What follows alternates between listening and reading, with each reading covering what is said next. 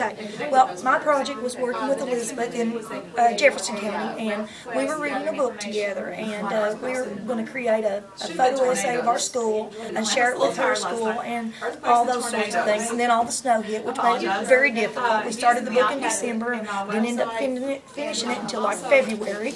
And so in the essay, we're supposed to send one to her. She sent me some things. I haven't sent her anything yet because I had a little trouble with uploading and that sort of thing, but I'm going to. And so while we were reading the book, it was a stereotypical type book of comparing Eastern Kentucky to a Central Kentucky Lexington student, Lexington lifestyle, and so it had so many backwoods things in it, like everybody in Eastern Kentucky has an outhouse and that sort of thing, that we're going to create a spoof, and we're going to do this during Hillbilly Days, during the third week in April, because that's when it's a big deal in Pike County. It's a big fundraiser for the Shriners, and so we're going to create a spoof of Hillbilly Days, and then we're going to send that to them. So we're going to do like a compare and contrast reality versus what was portrayed in the book to finish that back up. Then a couple other things that we've done. While we were doing the book, we did the bloggerspot.com,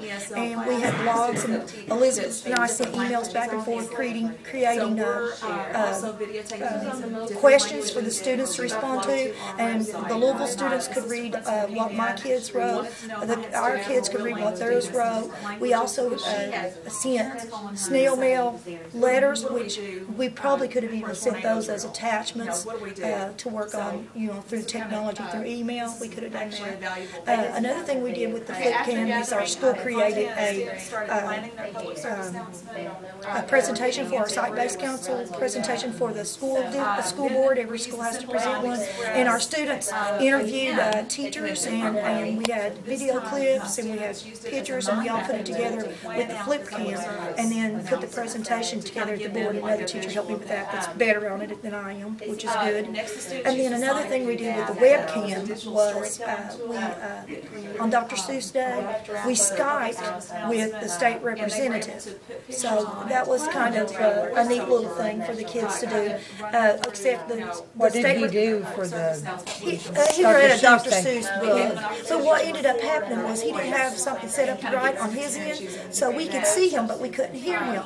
But we Skyped in between the buildings, in between the rooms in our building, which kids thought was super cool, that they could see me in my room and they could see them in their room, or vice versa, you know what I mean. But anyway,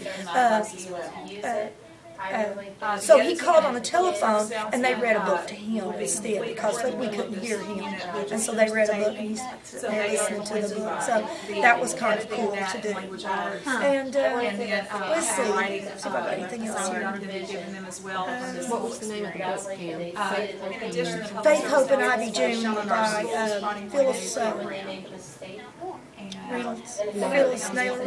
Reynolds Naylor. I reverse her name. So too many negative stereotypes? The kids in Louisville hated it. The kids at my school thought it was talking about 100 years ago, but they kept talking about cell phones, and that's what they couldn't figure out, that cell phones 100 years ago. And they're like, is this now? And then they were like slightly offended. Because portraying Eastern Kentucky is all, everybody's got an outhouse, nobody's got a bathtub, they don't take a bath about once a week, you have to go to school with your hair oily, that sort of thing. And it was a lot of stereotypes. Can't go anywhere because they don't have a car, or 7 kids in every family. So I surveyed the kids to see how many kids were in the family, and that sort of thing, how many kids were in the home, and that sort of thing. Did you put that on the blog for the other kids to see?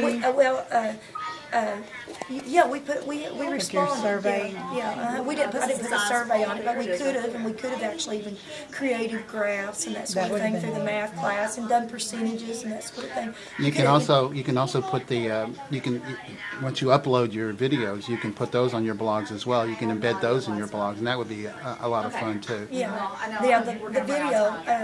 The kids came up with. We were just talking about it, and then we come up, and I'm like, how would you like to do that? And they're really really interested in doing the spoof idea. They were like, "Can we really do this?" and blah blah blah. You know, so they're like really going to get into that. And then I just put it off because Hillbilly Days is coming up, and we've been so behind on testing and getting ready for doing core curriculum type things that because of all the snow that I thought Hillbilly Days, that 3 days we got close to that, would be a great time to do that because they're going to be getting out there with overalls and corncob pipes and all that to go to extremes, you know, so it's going to be. So when you present this summer, you probably focus on Hillbilly Days. Do you think that parody? Yeah, that would be good. I mean, to go with sort of a theme with it, and you know how you can do the whole thing. Take a book, take literature, incorporate the blog, incorporate the emailing and pen pals, and I mean the kids connected with Black Ops, which they do. They can do the Black Ops online, and it was funny because I never heard of it. I really hadn't paid I've attention. been recently hearing, and I still don't know what it is. Well, it's like a combat game that they play, and they have like headphones and microphones that they have online names and gamer names and all that. I've learned a lot about it. Helped that my daughter's boyfriend plays it, and I finally saw it. But they can play, and so the kids connected up with their gamer names on the whatever the website is for it. Yeah, the Xbox stuff. And so they connected up with that.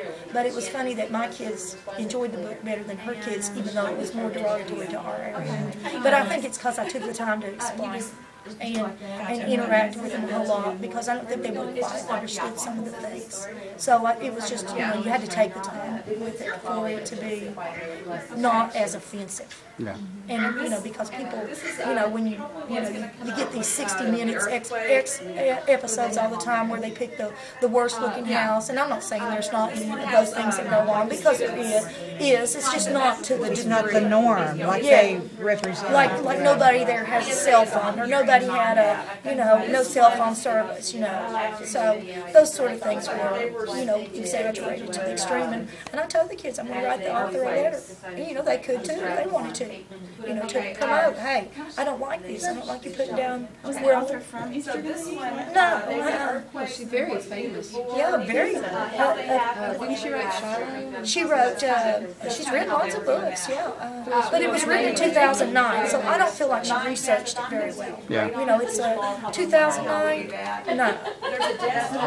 I mean, that's not to say. It smells shit. Somebody else. Hold on a second.